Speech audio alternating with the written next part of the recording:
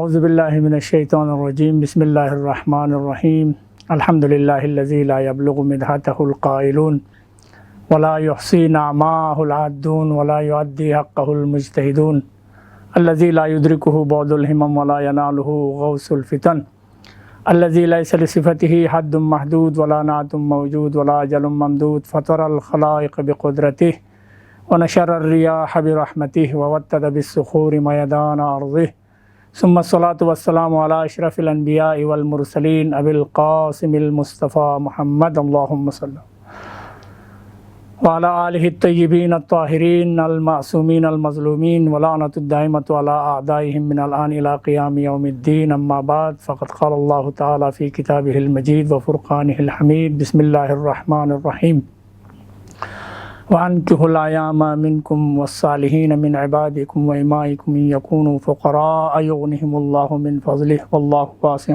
عَلِيمٌ۔ صدق اللہ العلی العظیم۔ موضوع سخن ہے قرآن کی روح سے شادی کی اہمیت۔ آج اس موضوع پہ گفتگو کرنی ہے تو اس حوالے سے میں قرآن کی دو مہم آیتوں کا سہارا لیتا ہوں، اور ان آیتوں میں سے جو مہم ترین آیت عام طور پر علماء اپنے خطبہ عقد میں بھی اس آیت سے استفادہ کرتے ہیں، وہ آیت یہ ہے وَأَنكِحُوا الْأَيَامَ مِنكُمْ وَالصَّالِحِينَ مِنْ عِبَادِكُمْ وَإِمَائِكُمْ۔ نکاح میں دے دو، عقد میں دے دو ایامہ ان افراد کو جو تم میں سے ہیں، اور وہ افراد جو صلاحیت رکھتے ہیں غلاموں میں سے، کنیزوں میں سے، ان کو نکاح میں دے دو۔ اگر یہ لوگ فقیر ہوں، غریب ہوں، تو خداوند عالم اپنے فضل سے ان کو غنی بنائے گا۔ واللہ واسع علیم۔ اور فضل کی وسعت خدا کے سامنے بہت زیادہ ہے، اور خداوند عالم علیم ہے۔ ایامہ سے مراد یہاں ایک لفظ ایامہ آیا ہے۔ ایامہ سے مراد وہ مرد اور عورتیں ہیں جن کا شوہر نہیں ہے یا جن کی بیوی نہیں ہے۔ مرد عورت سب کو شامل ہوتا ہے یہ لفظ، چاہے وہ کنوارا ہو، کنواری لڑکی ہو، کنوارا لڑکا ہو، یا ایسا مرد ہو جس کی بیوی مر گئی، یا ایسی عورت ہو جس کا شوہر مر گیا ہے، یا طلاق شدہ ہیں دونوں آپس میں، ان سب کو شامل ہوتا ہے۔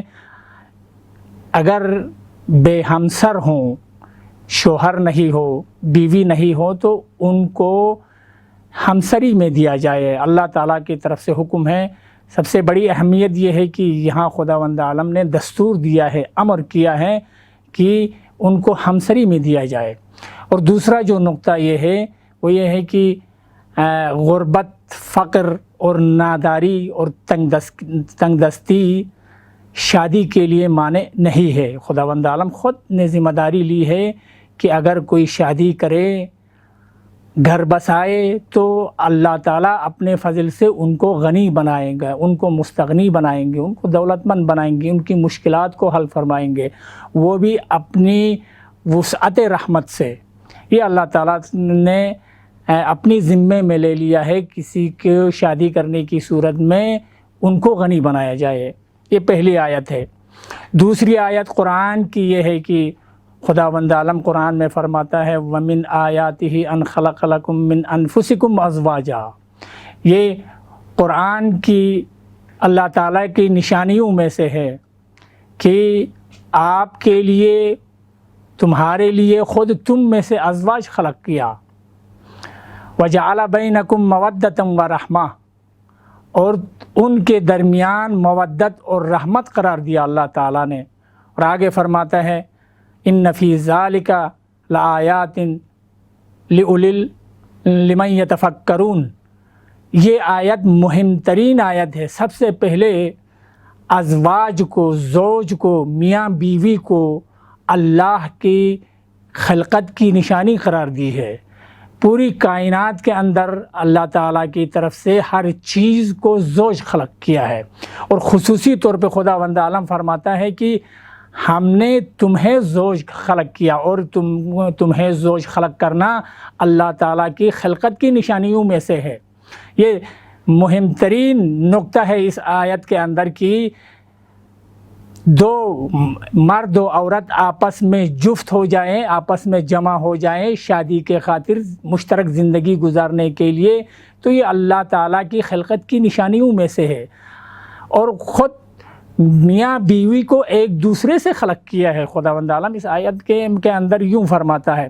اور اس کے بعد جو اہمیت کا جو نقطہ ہے اس آیت کے اندر، خداوند عالم فرماتا ہے وَجَعَلَ بَيْنَكُمْ مَوَدَّةً وَرَحْمَةً، تمہارے درمیان مودت اور رحمت قرار دے دیا۔ دو چیزیں یہاں پہ ہے، ایک مودت ہے، ایک محبت ہے۔ خداوند عالم نے یہاں لفظ محبت استعمال نہیں فرمایا، بلکہ فرمایا ہم نے تمہارے درمیان مودت قرار دے دیا ہے، اور اس مودت کے پیچھے رحمت قرار دے دیا ہے۔ اب مودت سے مراد کیا ہے؟ کیوں نہیں فرمایا خداوند عالم نے محبت؟ دیکھو، محبت اور مودت میں یہ فرق ہے، کسی موجود کی نسبت اگر نفسانی رجحان اور نفسانی میل ہو تو اس کو محبت کہا جاتا ہے، لیکن اگر کسی موجود کی نسبت انسان کا عقلانی رجحان ہو اور عقلانی میل ہو تو اس کو مودت کہا جاتا ہے۔ یہاں میاں بیوی کا آپس میں جڑ جانا، مشترک زندگی کے لیے آپس میں مل جانا، اس مل جانے سے عقلانی محبت ان کے درمیان میں وجود میں آ جاتی ہے، نہ فقط نفسانی میل اور نفسانی رجحان اور میل بھی ہے، اور اس کے پیچھے عقلانی مودت اور محبت ہے۔ لہٰذا خداوند عالم نے یہاں پہ فرمایا وَجَعَلَ بَيْنَكُمْ مَوَدَّةً وَرَحْمَةً، مودت قرار دے دیا۔ یہ پہلا فرق ہے مودت اور محبت میں۔ دوسرا فرق یہ ہے مودت اور محبت میں کہ محبت میں کوئی مسئولیت نہیں ہے، کیونکہ نفسانی میل ہے، نفسانی رجحان ہے، ختم۔ لیکن مودت کے پیچھے مسئولیت ہے، وظیفہ ہے۔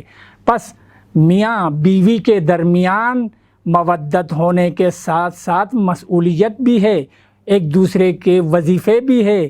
ایک وظیفہ، کچھ وظیفے میاں کے اوپر ہے بیوی کی نسبت، اور کچھ وظیفے بیوی کے اوپر ہیں میاں کی نسبت۔ لہٰذا شادی کے بعد ان وظائف کو، ان مسئولیتوں کو بھی مد نظر رکھنا ہوگا۔ قرآن کی آیت وضاحت کے ساتھ فرماتی ہے ہم نے مودت قرار دے دیا۔ مودت عام محبت نہیں ہے، بلکہ مسئولیت پذیر محبت ہے۔ وظیفہ شناسی کے ساتھ محبت کرنا ہے، وظیفہ شناسی کے ساتھ ان کے ساتھ اظہار محبت کرنا ہے۔ لہٰذا ایک شادی اسلام کے اندر ایک مقدس عمل ہے، غیر مقدس چیز نہیں ہے۔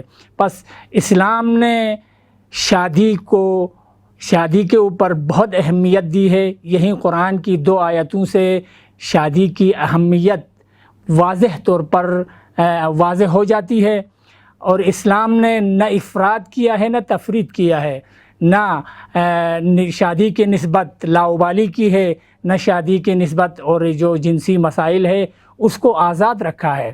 جیسا کہ مغربی دنیا میں آج کل جو ہو رہا ہے، یا افراد ہے یا تفرید ہے۔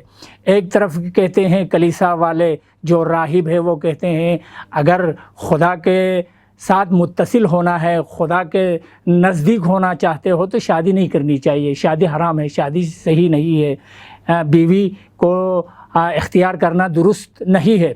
اور دوسری طرف جو لبرلزم نظام ہے، ان کے اندر جو ان کے دانشور ہیں وہ لوگ اس بات کے بھی قائل ہے کہ انسان کی ترقی کے لیے، انسان کی پیشرفت کے لیے، انسان کی سعادت کے لیے جنسی آزادی ہونی چاہیے۔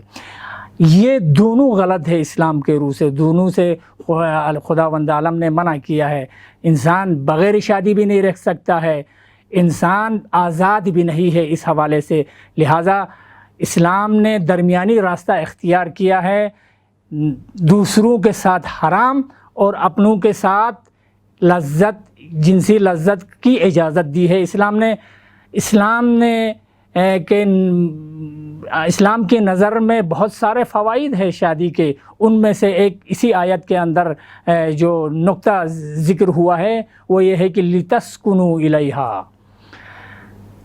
شادی کے ذریعے میاں بیوی ایک دوسرے سے سکون حاصل کرتے ہیں، ایک دوسرے سے جڑ جانے کی صورت میں سکون حاصل کرتے ہیں۔ یہ سب سے پہلا فائدہ ہے شادی کا۔ دوسرا فائدہ جو اسلام نے معین کیا ہے وہ یہ ہے کہ انسان شادی کے ذریعے اپنی عفت کو بچاتا ہے، اپنی پاک دامنی کو بچاتا ہے، اپنی عصمت کو بچاتا ہے۔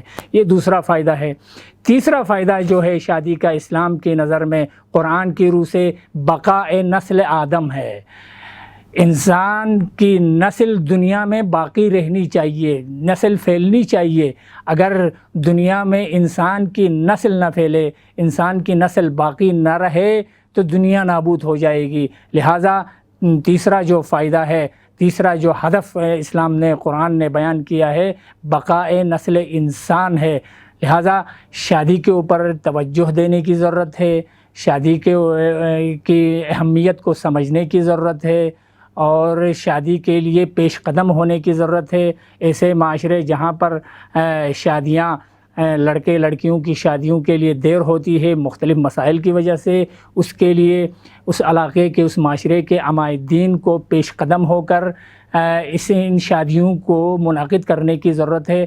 میں آخر میں دعا کرتا ہوں، پروردگارا شادیوں کے ذریعے سے، عقد و نکاح کے ذریعے سے تمام دنیا کے معاشروں میں پاک دامنی اور عفت کو رواج عطا فرما۔ صلی اللہ علی محمد وآلہ الطیبین الطاہرین۔ اللہم صل علی محمد وآل محمد۔ اللہم صل علی محمد وآل محمد۔